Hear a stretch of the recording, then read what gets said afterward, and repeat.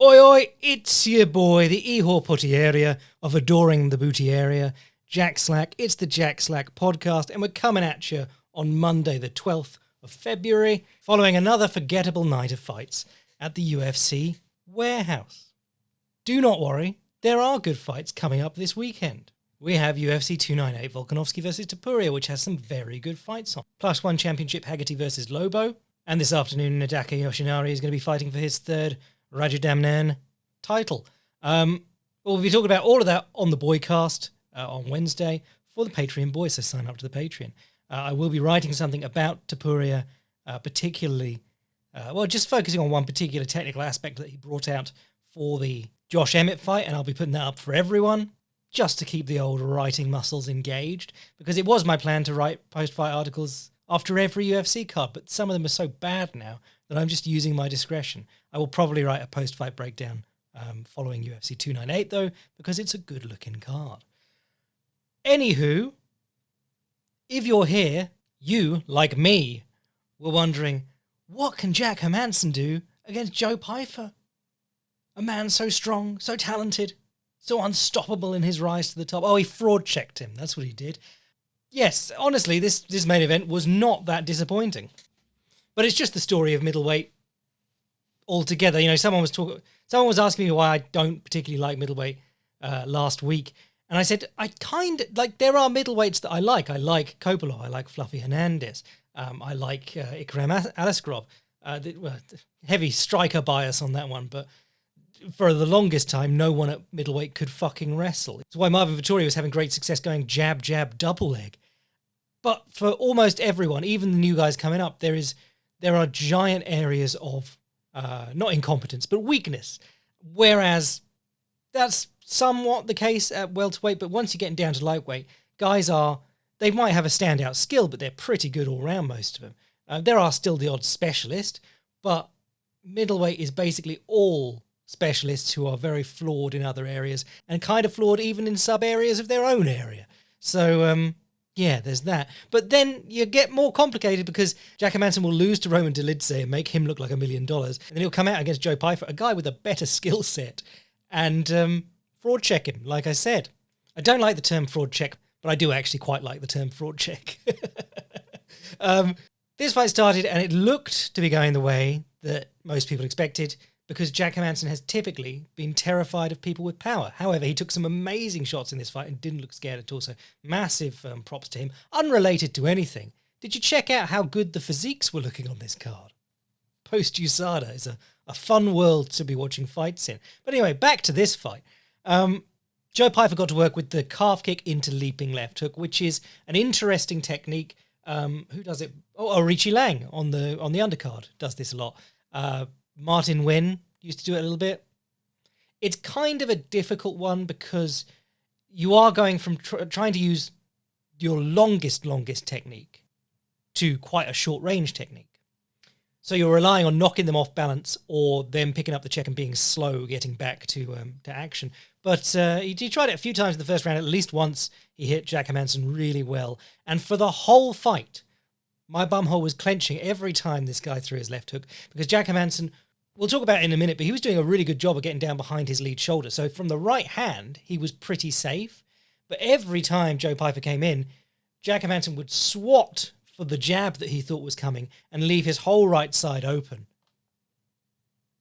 for a left hook or a left high kick or, something that Pyfer could have spotted and exploited. There were a few left hooks that Pyfer went to and they sort of fell short. And he did take some great ones on the chin, actually. But that was Hermansson through the early going. It was like duck down and body jab or dip jab while your right hand is like reaching out wildly for him. So it was scary for the early going. Basically, Hermansson's only success in the first round and a half was he'd back himself towards the fence and then he'd go, right, it's time to do the Sanshai kick. And he'd lift his right knee, jump in the air and kick him with a front kick with his left leg. Bicycle teeps to the stomach. He hit about 4 or 5 of those in the first round. Very inefficient use of your energy, but it was the only thing that was really landing well for him. Pyfer kept looking for the left hook to the body with the right straight over the top, which is a brilliant combination. It doesn't really work if you aren't faking your way in first, because the left hook to the body is not, unless you're like Gerald McClellan and you're built like a alien, or Sean Woodson. The left hook to the body is not a great lead. I mean, there have been fighters who do it, like Zarate. Think karate, but with a Z. He was a Mexican boxer, and he used to just come in behind his left hook to the body. He was a very gangly guy, and he'd lead behind his left hook to the body. But typically, you want to see guys like jab, jab, jab and dip, and as you dip, move in, and then come with the left hook and the right straight. That was I'm always referencing Duran, but that was a big Duran one. The jab and dip to left hook to the body, right straight. But if you watch Pyfer in this one, or someone like Douglas Silva de Andrade, who does it constantly, you have to get close enough to try and do it, and it's hard to do if you're not, if you're walking up to the guy and he's backing up and he's backing away, and then you're never going to get close enough to do the left hook to the body and then hit him with the right straight to the head as they back up or cover up. So one of the key points in how this fight turned and continued was Jack Hermansson's lead shoulder. If you noticed, he was often dropping his lead hand or whipping out a left hook as he leaned back, but his left shoulder was always up by his chin. Now, if you watched the old example was Arlovski versus Fedor, where Arlovski's throwing lots of punches and Fedor's wobbling all over the place. But then you go back and watch the slow-mo and Fedor's off balance, but he's not getting hit on the chin or the temples or anything good. He's getting hit on the shoulders because he's got his arms straight and up. Because he's got his arms straight out, but his shoulders are up by his jaw, and he's turning with the punches. Very good examples of this with straight arms in boxing would be Vladimir Klitschko or Roy Jones. They could do like the zombie/mummy arms out in front of them and still roll things off their shoulders. Or if you watch any good Nak Muay, when they're using the long guard, they put their arm over the opponent's shoulder and they keep their chin up, down to their shoulder up to their chin.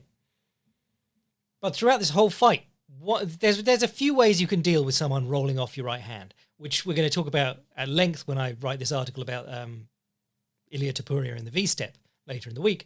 But one of them is to kick the lead leg, because when you blade your body like that to get down behind your lead shoulder, the lead leg becomes available. One of them is to focus on left shots on your left side, their right side, because that's the side that's only covered by their rear hand, not their shoulder and back. And then the other one, which is a small adjustment in the fight, but hard to do if you've not had to do it before, aim higher. Because the thing about the shoulder roll is that it doesn't protect your temples. Your temples are protected by you turning with the shot and reading the shot and timing it. The shoulder roll protects your jaw. Everything above your shoulder has to be defended by movement. And I'm always talking about this, but like Sugar Ray Robinson back in the day, in his autobiography, he talks about one of the things that he's told by an old timer in his gym is aim for the temples, because every good boxer is going to hide their chin pretty well.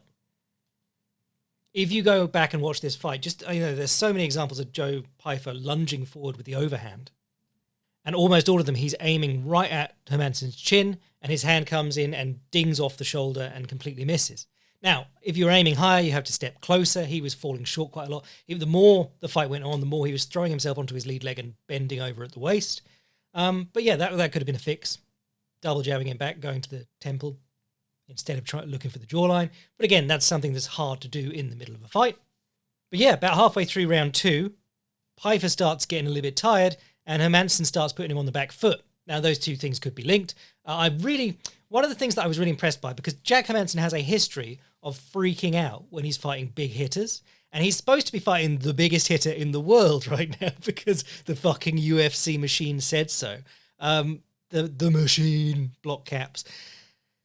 It used to annoy me when people were like, Francis Ngannou is the hardest puncher in the world because he did the UFC PI machine. And you'd go, okay, I believe he's a very hard puncher. But number 2 on that was Tyrone Spong, who is not like the hardest puncher in the world. He's not even a heavyweight. He was just like the most experienced kickboxer at the PI. But, I could believe Joe Pyfer did better on the machine. But he was hitting Jack Hermansson pretty clean with some loaded up shots here. And Jack Hermansson was taking them admirably. But yeah, Jack Hermansson had a history of freaking out in front of people with big power, like Jared Cannonier. I mean, he even got a bit spooked by Marvin Vettori, who's not known as a big hitter. So he's got a little bit of that Overeem in him. Overeem would have an amazing performance against a big puncher like Mark Hunt, who I would consider very, very dangerous, or Sergey Pavlovich. And then against someone like Ben Rothwell, who is still a big hitter and dangerous, but not nearly, I would think, as dangerous as those two. Overeem's like trying to run past him, throwing punches while looking in the opposite direction. And there's a bit of that in Jack Hermansson. So I was very impressed that when he was put back on the back foot, he ducked into a clinch, hit him with a knee, and then a right hand as the knee came down. He did that a couple of times, what Arman Sarukian was able to do against Beneil Dariush, you'll recall.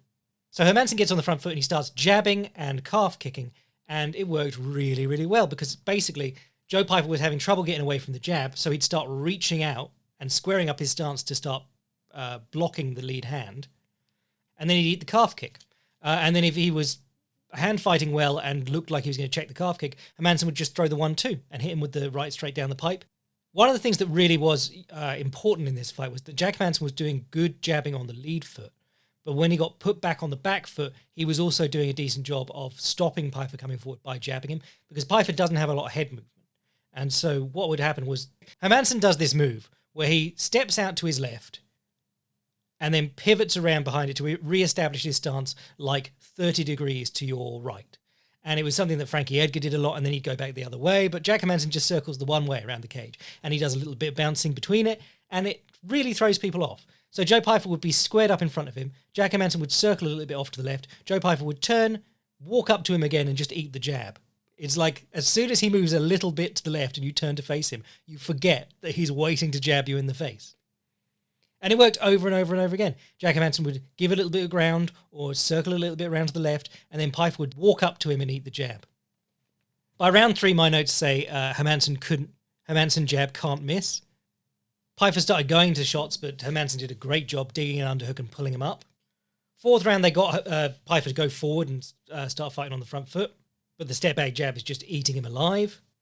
There was a really nice moment in the 4th, though, where Pyfer got him close to the fence, threw a big leaping left hook, the kind that Jack Hermansson's constant reaching with his right hand left him wide open for. I can't remember if he dinged him or missed, but then he entered a body lock really well, ducking in on the chest and almost getting behind him.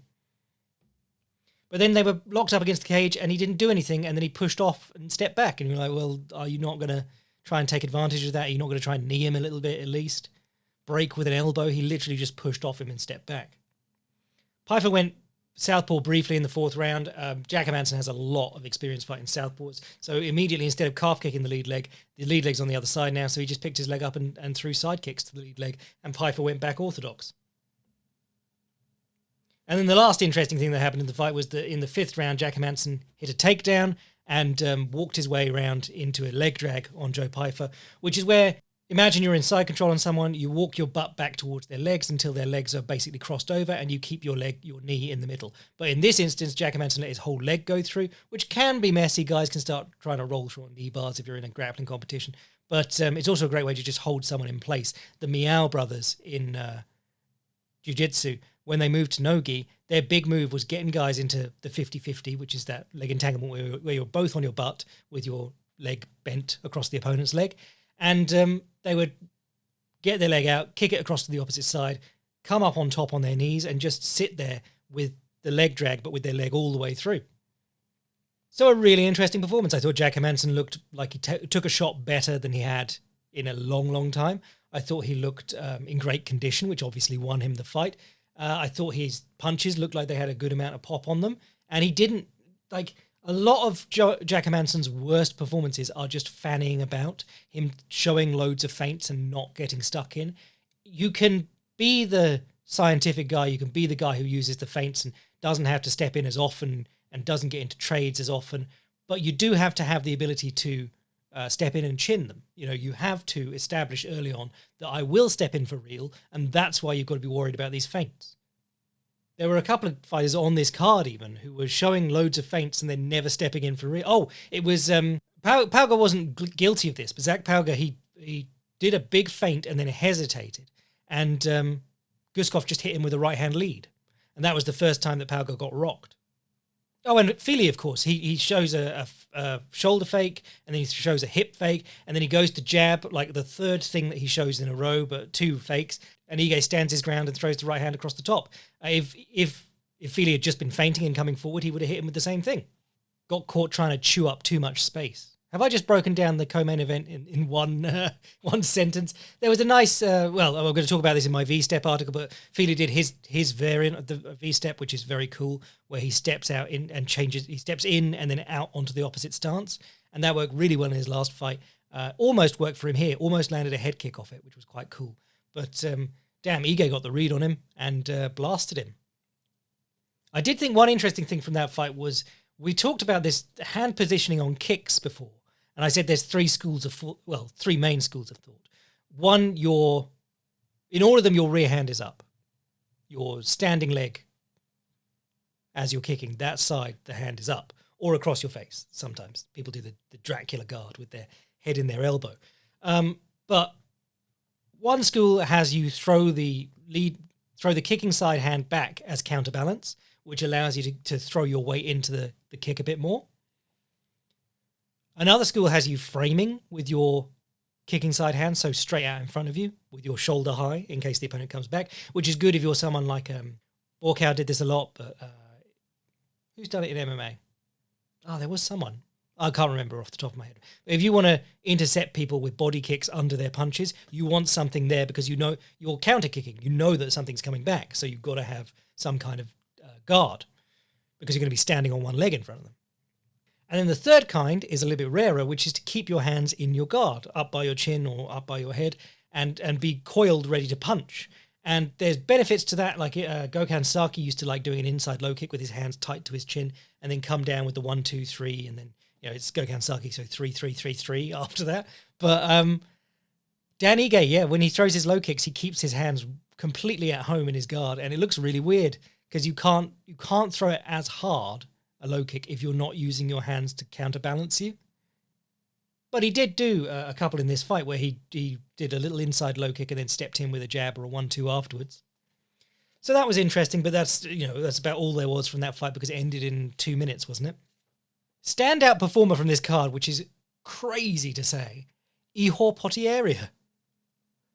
He was fighting Robert Bryce, who's come from Octagon, which I'm definitely going to check out because it looks like the UFC in front of a crowd. It looks great, and they do have lots of interesting finishes on their cards. I don't know if that's mismatches, but, there's talent coming through. And, of course, any European promotion, it takes guys a while to get picked up by the UFC. So there is lots of talent out there. But Bryce had come off a 5-fight knockout streak, and he came into this fight with Potieria, and Potieria's down to middleweight for the first time since, a long time. All his UFC fights have been light heavyweight.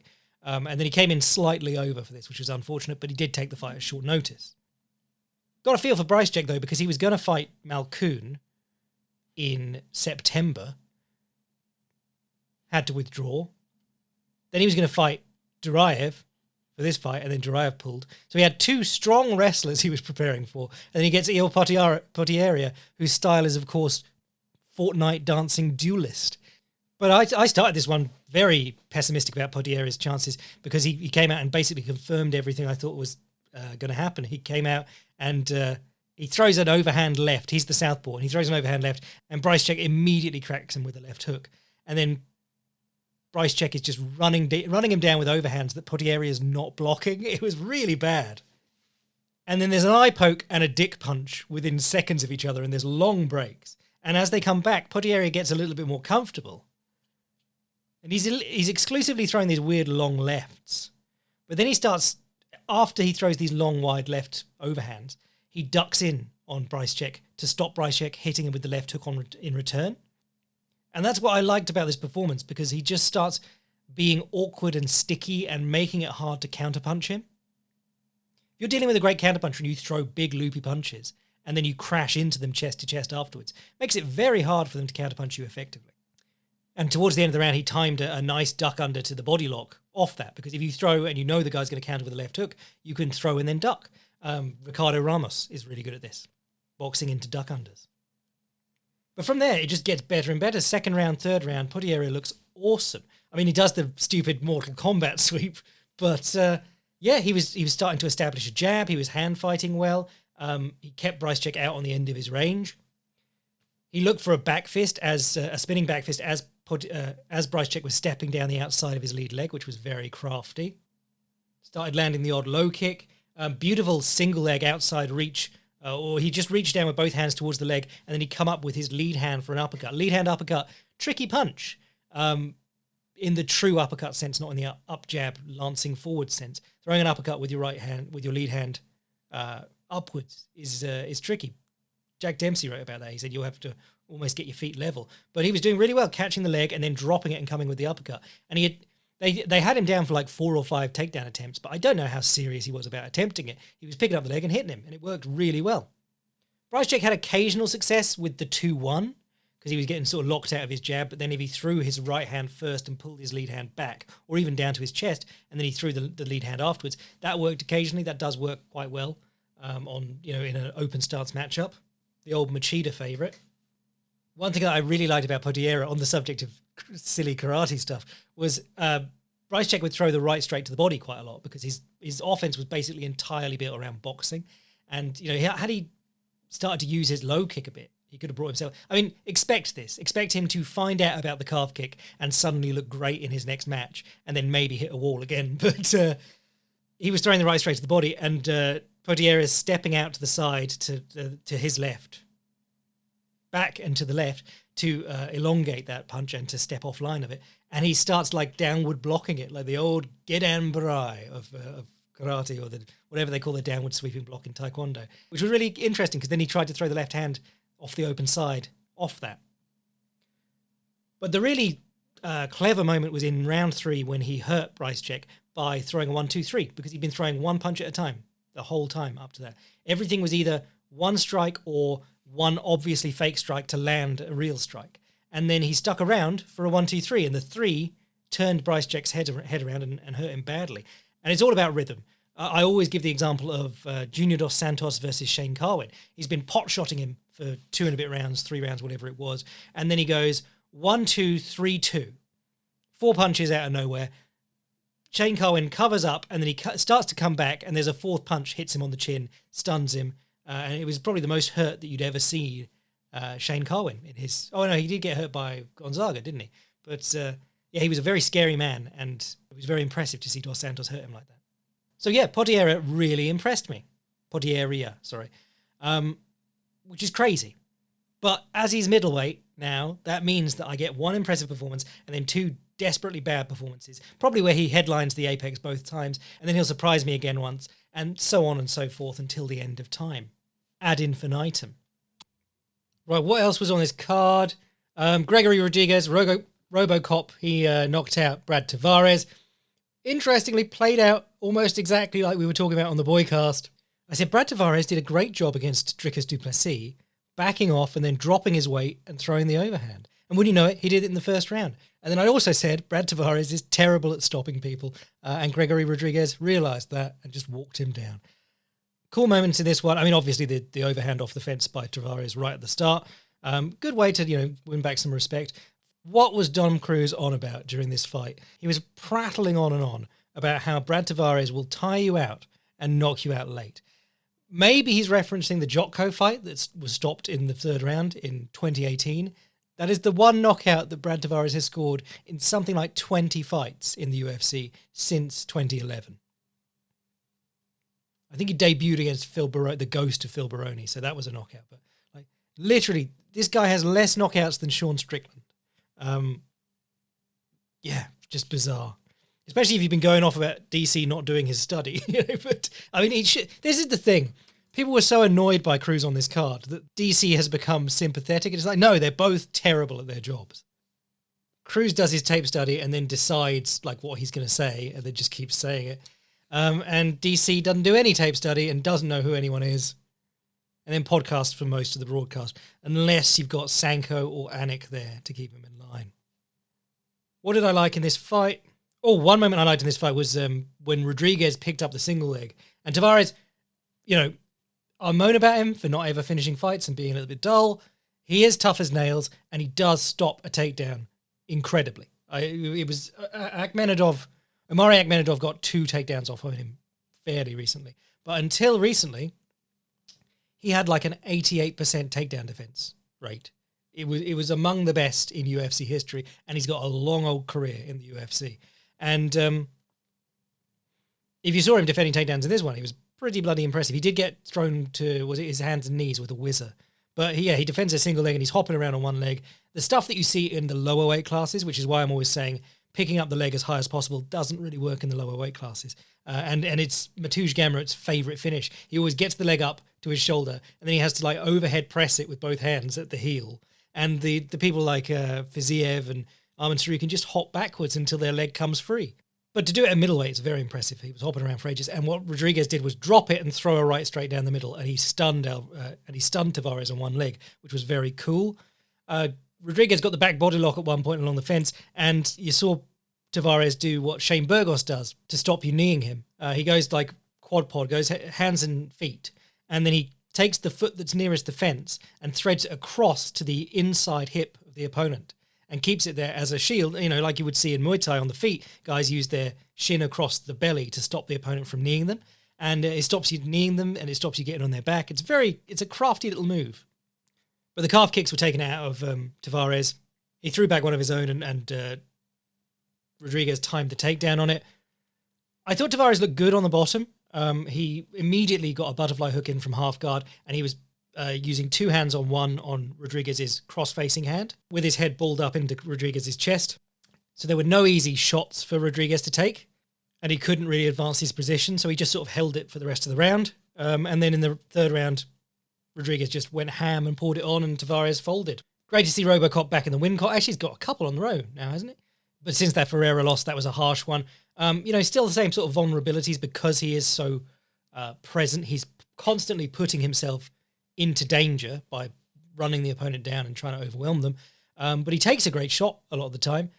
I think Tavares' corner were calling for elbows because, again, if you are dealing with someone with a unnaturally hard head, the ability to take incredible shots, try and cut them up as soon as possible.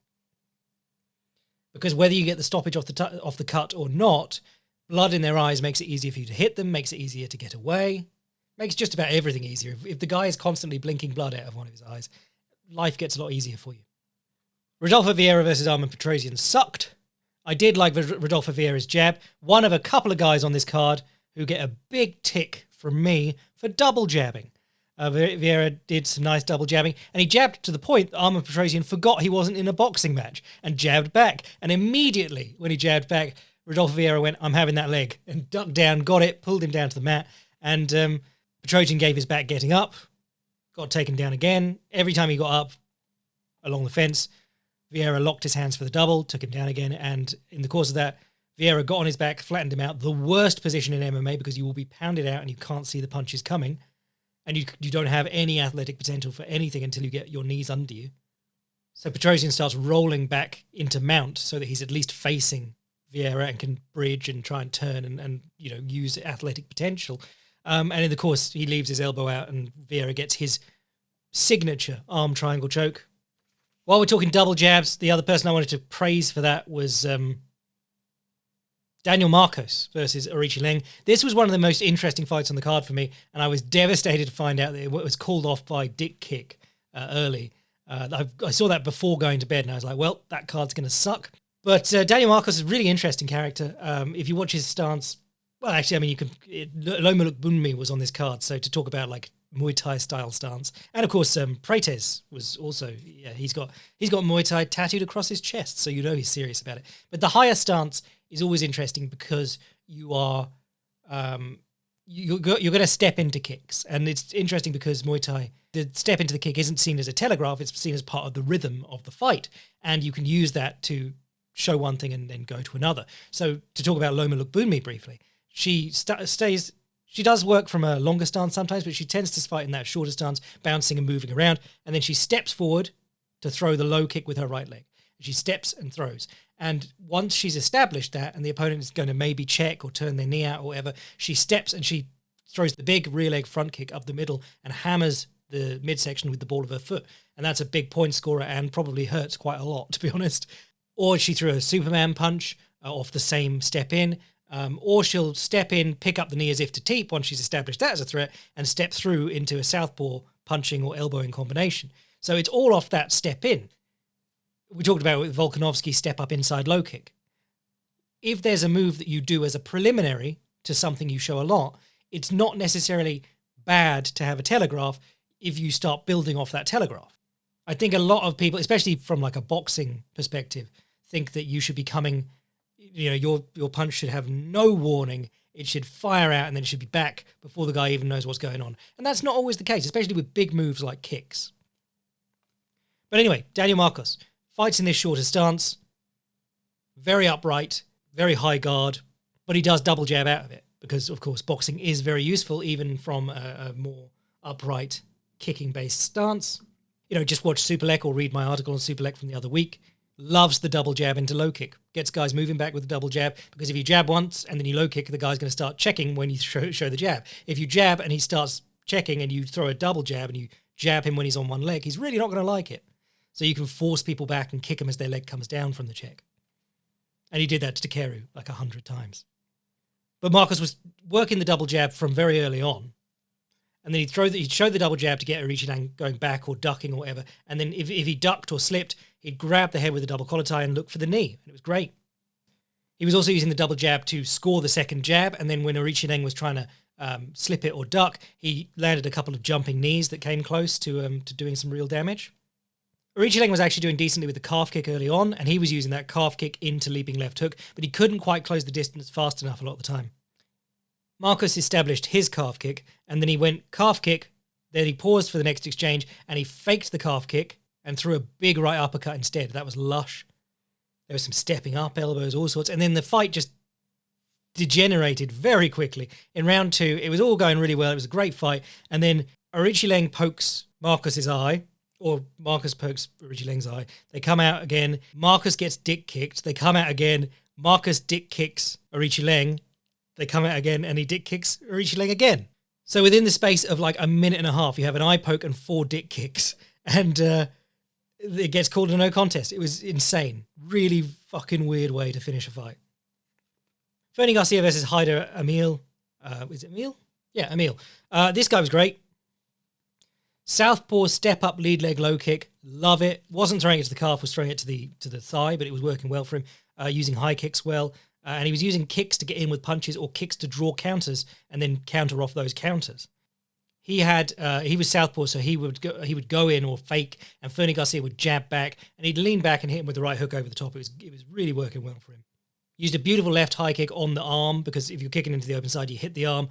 Great chance of off-balancing the dude, so he lifts him out of his stance with this blasting left high kick. And he gets back to his stance before Garcia can get back to his own or get back on balance, and he jumps in with a 1-2. High kick, leg down, 1-2, works beautifully. I will say that the grappling in this one was really, I want to say scrappy, sloppy, maybe? I mean, at no point in a fight between like really dangerous grapplers should there be one of you's on the back, falls off, the other guy immediately gets on the back, and then he falls off and you immediately get on his back. That was bad, that sequence. But I loved how Emil got back to the body in the second round, really hunted after it, threw body kicks. His corner was shouting, high kick, high kick, high kick. Obviously, if you both speak English, it's a bit of a disadvantage. So Emil's holding it back, and then he throws a body kick instead and knocks Garcia down and follows for the TKO. Very nice stuff. Bogdan Guskov knocked out Zach Pauga. This was a sad one because Pauga was fighting much better. He was fighting smart. He was using setups. He was moving to the clinch when he felt like he was going to get countered, or when he did get countered, he moved to the clinch and did some work from there. Guskov was really, like, this guy was Sergey Pav vibes. You know, the way that he was fighting, like he had his hands quite loose and low, and he was clearly very comfortable, but getting beaten to the punch almost constantly, and then looking for like right hand leads. And I said earlier, Pauga did a feint and sort of lingered with his hands low, and Guskov just threw the right-hand lead straight at his head and stunned him. Basically, Pauga was doing pretty well, but couldn't put Guskov away or hurt him significantly. And then Guskov hit him with the Sergey Pav wibbly-wobbly waving man hands and flurried on him for the finish. I mean, Guskov, there's impressive elements to his game, but I don't think it holds up against someone a bit more methodical. Griffin versus Wells, I skipped. Marcin Prachnio versus Devin Clark, I watched just to say that I did and confirmed that it was the worst fight in the world. Every time Devin Clark fights, it's telling you about the 1,000-pound deadlift that he wants to attain before he retires or after he retires from fighting. This one, they're telling you about how he climbed 4 mountains in one day during this camp. It's like, bro, Your cardio is not the issue. It's the fact that you never fucking throw anything except like hook kicks. Just terrible fighter. Someone was telling me that he's just got bad luck, or like he has the skills, but he doesn't put it together. It's like, I don't know if he's got the skills in training, but he never ever shows it in the fight. He just sort of stands there and then does weird shit. Shoots a bad takedown from time to time. Hang on, I'm gonna check my notes from this fight. Oh, just a load of drawings of cocks. No, notes, dreadful fight. Praco kicks. Clark does nothing. Occasional bad shot from Clark. Corner asking Clark to box to fit-ins, which is how you fit into the clinch along the fence, and attack the switch, as in when Praco switches stances, hit him the moment he does it because he's doing it right in front of you. You can't be letting people do that. That's taking the piss. They should be stepping to the left or right or getting well out of range and switching and coming back in. If you do it in front of someone, you should be getting hurt for that. But he did none of those things. He did do a kick that missed, and then he spun into a back fist as Praco was coming in for the third round. That was cool. The thing that did my head in during this fight was that Dom Cruz and DC, they said that Praco was a Kyokushin Polish champion. And then they went into great detail about how point fighting karate is really useful in the cage. And you can see that in Praco. And you can't, because Kyokushin is a knockdown style of karate. Just insane. It's okay to be wrong about that, but they went on for about 5 minutes. They went on, it was round 1 and round 2. They came back to it and started talking about his point fighting. Unbelievable. Anything else on that card? Loma Lookboonmee beat Bruno Brazil. Very sort of low volume performance, I would say. You saw that constant, like I said, the mix up between the low kick with the rear leg, the teep with the rear leg, the Superman punch, and the step through to left elbow. But you also saw the Loma Lookboonmee classic, which is to give ground when you get near the fence, drop your weight, head off to the left, throw the overhand. And she does that and gets into clinches. And that's her equivalent of what Valentina Shevchenko always did with that lean back right right hook, or sometimes a left overhand. She'd draw the opponent forward, counter them, and then duck into the clinch and try and hit a throw or whatever. And that's how so many of her headlock throws worked, even though they shouldn't. But it's a great way to fight. She never got hit that much because she'd land one good counter and tie up on favourable terms. And Loma Lookboomee's doing that. It's just that she's not a very good wrestler, and if she ends up on the bottom, she will just die. But man, I watched Bruno Brazil's last one and I was like, I don't know if I don't like this girl or if I like this girl, because she bounces around and she does the sort of fun jumping in with punches and stuff. But she had like 8 inches of height and 8 inches of reach in this one, and she threw maybe 2-3 jabs. She wanted to do spinning bollocks and chase Loma Lookboonmee down. Like, you could have made this really hard for her. Even if you were just blasting high kicks on the open side. It doesn't matter that she was a very, very highly regarded Nakmuay in the sport of women's Muay Thai, which is apparently terrible to try and compete in. Do they let them fight in the stadiums? I thought it was the 2 big stadiums didn't let them fight for a while.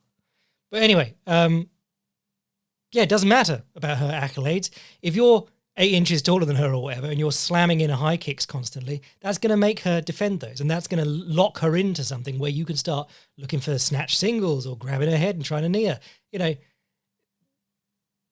She had huge physical advantages in this one, and she chose to engage in like an awkward chase her around and get kicked sort of match.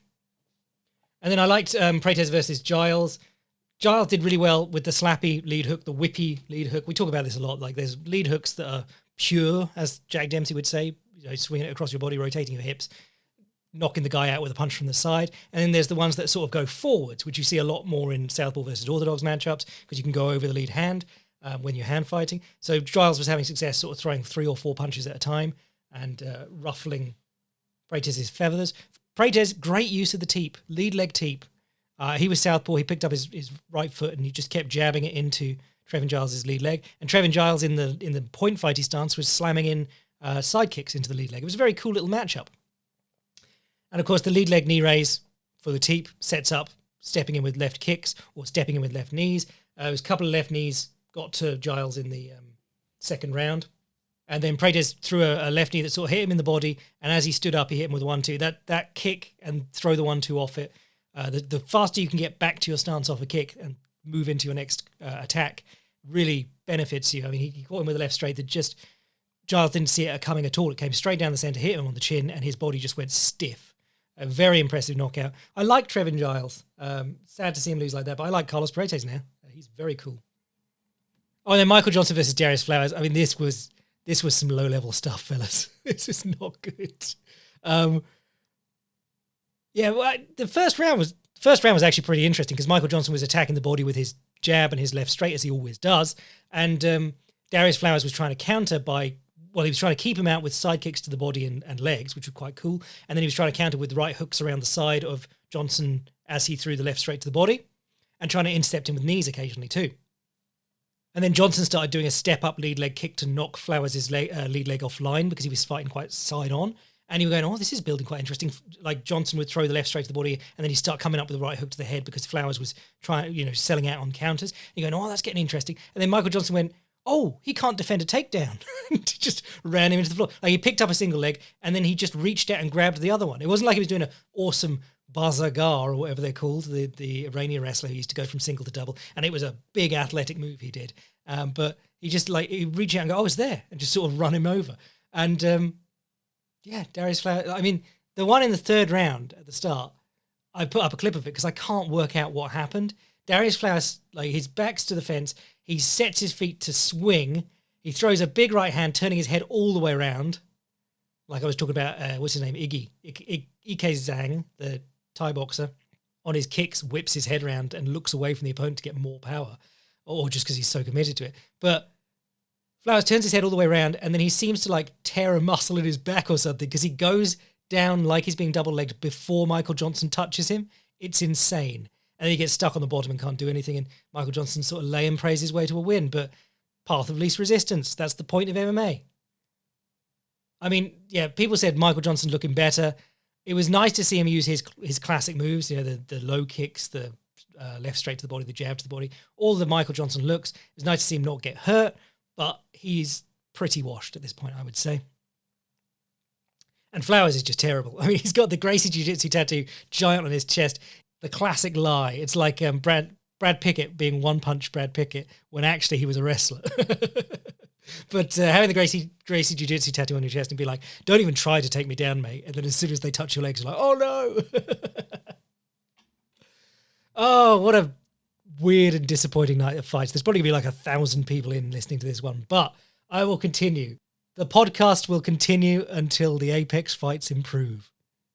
I'm your boy, Jack Slack. I'll be back with an article and an audio track later this week, and I'll have my big UFC 298 preview dropping on the Boycast. If you want to get in on that, sign up to the Patreon. If you want to send an email to the podcast, jackslackpodcast@gmail.com. And if you want to see what I'm writing anytime, fightprimer.com. I am your boy, Jack Slack. Dom Cruz, what is my man waffling about? Bless.